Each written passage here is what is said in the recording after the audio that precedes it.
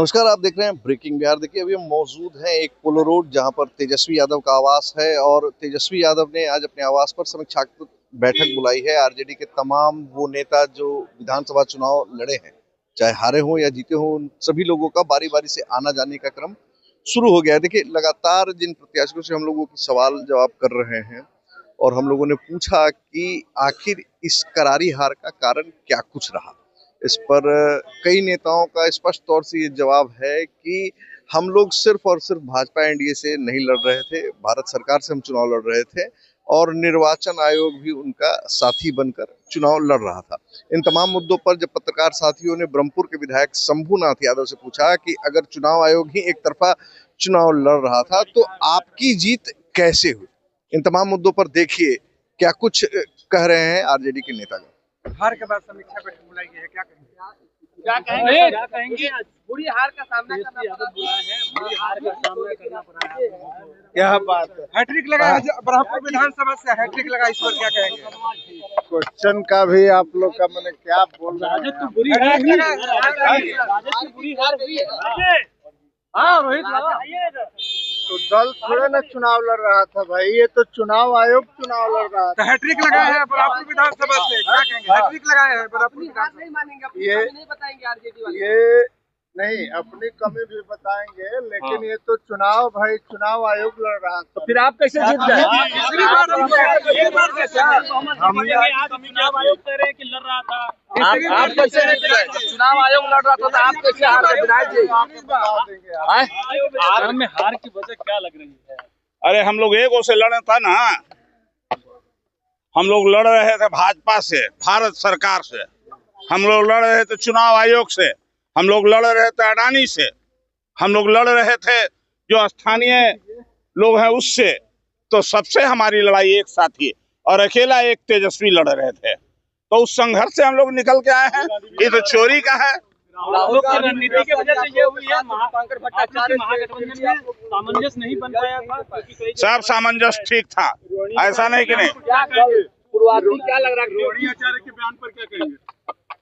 आप लोग ऐसा ऐसा सवाल पूछते हैं ना जिसका कोई इस पर क्या कहेंगे हम। चलिए, शिवानंद तिवारी धृतराष्ट्र बोल रहा है लालू यादव को। अरे जाने दो तो भाई। शिवानंद तिवारी जी धृतराष्ट्र बोले हैं लालू जी को, क्या कहेंगे? पुराने साथी हैं आप लोग। उनको आत्म समीक्षा खुद करनी चाहिए। जो अप्रत्याशित परिणाम आया है, आश्चर्यजनक परिणाम आया है, मीडिया से लेके जनता से लेके पूरा देश यह कल्पना नहीं करता था। बहुमत किसी का भी आता, मुकाबला अच्छा दिख रहा था, लेकिन जो परिणाम आया है वो आश्चर्यजनक है। तो हम लोग बैठेंगे, तब समीक्षा होगी, क्या कारण है, नहीं कारण है, इसी की समीक्षा करने के लिए। जिस तरीके से रोहिणी आचार्य कह रही है कि जिम्मेदारी नहीं लेना चाह रहे हैं कोई भी आरजेडी में से, खासकर उनको मारा जा रहा है, बहुत तरह की बातें। जिम्मेदारी लेने की बात पूरा देश देख रहा है और आप लोग मीडिया वाले हैं। चुनाव आचार संहिता के दरमियान चुनाव से एक दिन पहले करोड़ों लोगों के अकाउंट में 10-10 हजार रुपए दिए गए। ये विषय है चर्चा करने का, ना कि वो विषय है चर्चा करने का जिम्मेदारी तो चुनाव आयोग और सरकार को जवाब देना चाहिए कि आचार संहिता है, वोटिंग से एक दिन पहले सारे के अकाउंट में 10-10 हजार रुपए 1 करोड़ से ज्यादा महिलाओं के अकाउंट में दिए जा रहे हैं। और यह कहा जा रहा है कि सरकार बना दीजिए आप एनडीए का, तो 2 लाख रुपए और आप लोगों को मिलेंगे। किस तरह चुनाव में चोरी की गई, धांधली किया गया, किस तरह पैसा देकर के वोट लिया गया, या लोकतंत्र का गला घोटा गया, या लोकतंत्र के चौथे स्तंभ मीडिया है। चर्चा आप लोगों को इस विषय पर करनी चाहिए कि इस तरह बिहार में लोकतंत्र का गला घोटा गया है। और चुनाव से एक दिन पहले पूरे बिहार, पूरे देश से ट्रेन पे भर भर के लोग आए।